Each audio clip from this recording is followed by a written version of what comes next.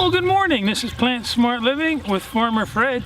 Really glad you could join me today out here in the vegetable garden. It's a beautiful day here in Pennsylvania, Zone 6.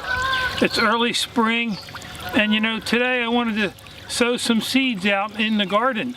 In fact, I wanted to sow some striped Cushaw squash. And I ended up getting this pack of seeds from a local nursery, from Roarer Seeds. So thanks for joining me today out here in the garden.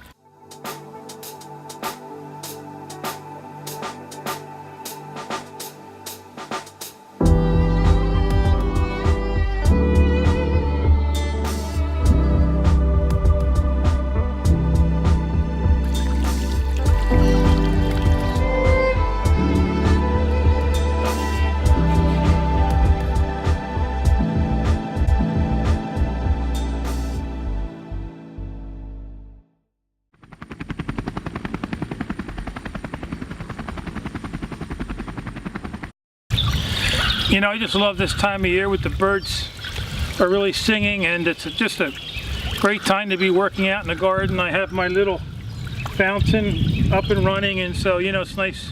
It's also a nice bird bath, you know, but it's just nice to be able to hear it while you're working out in the garden. I did a video on this, on how you can build and install this for like $65.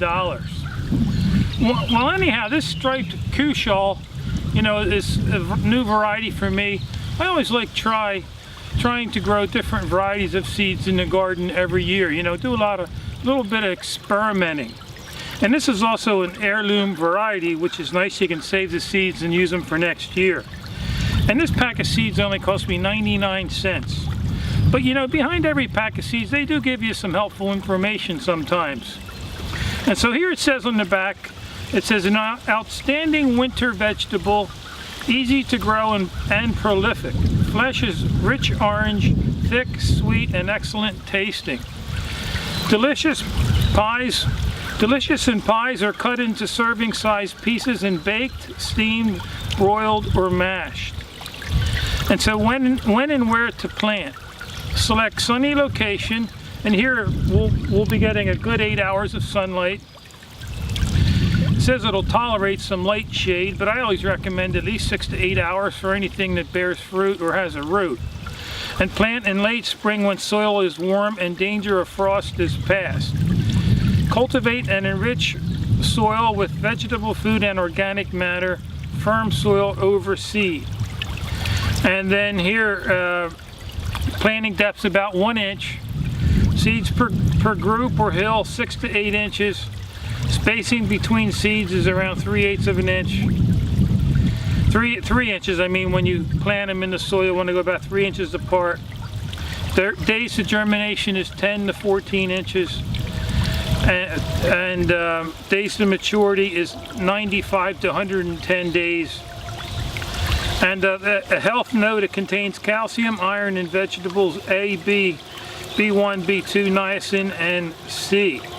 And this being a new variety here, you know, we're really looking forward to eating this. We love growing our winter squash so we can store them in my garage. And I still have some Blue Hubbard squash in there, and also some Waltham butternut squash that I have to use up.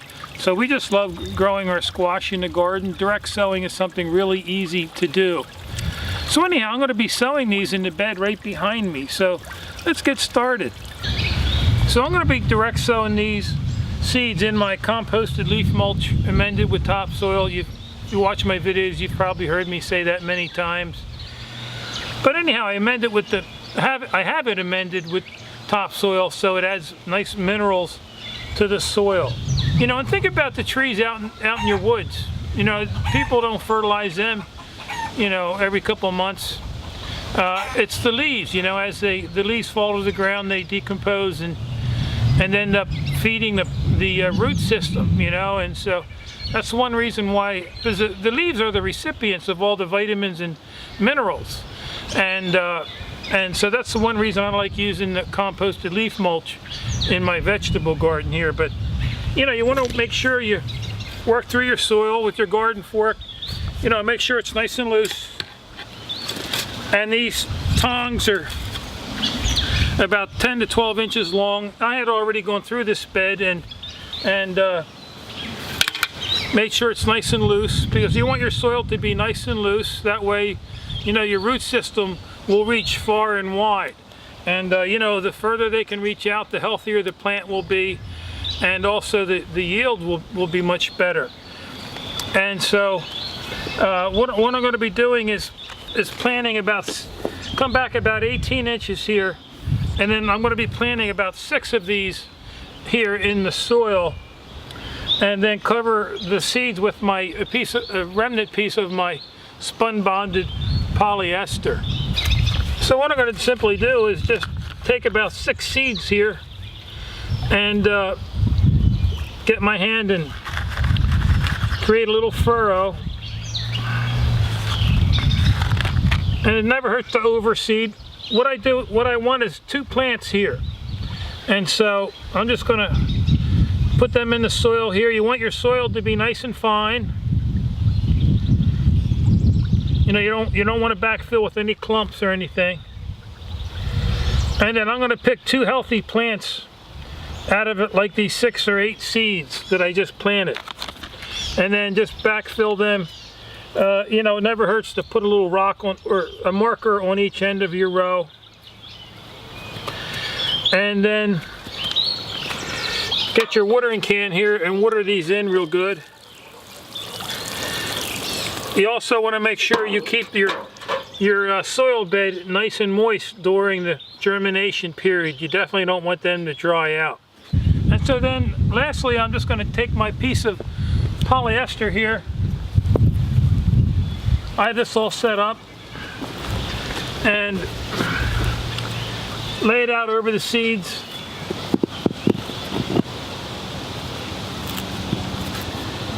You know, this will keep the birds out of your soil, any critters.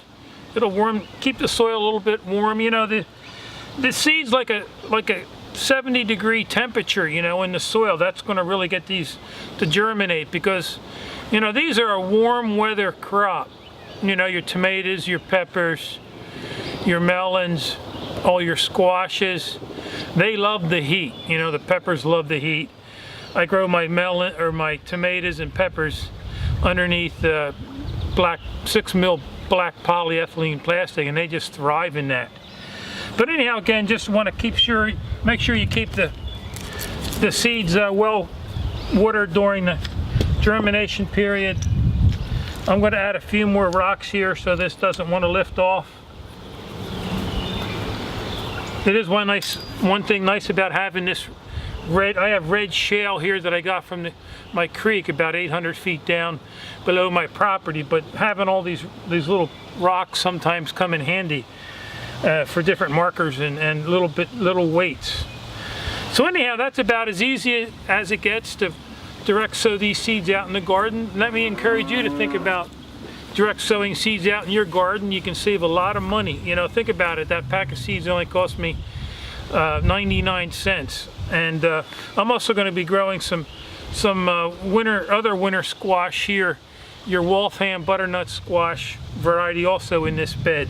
But these, you know, when you plant your seeds, you also want your squash plants to be about 4 to 5 feet apart, because these vines are going to grow out pretty, you know, a good 4 to 5 feet from wherever you direct sow your seeds. So anyhow, I hope this information was helpful to you. If you have any questions or comments, feel free to leave them in the section below. And you can also visit us at plantsmartliving.com. And there you can learn more about gardening, and also how you can reclaim your health by adopting a whole food, plant-based lifestyle. So anyhow, I hope you have a wonderful day today. So until next time, this is Plant Smart Living with Farmer Fred.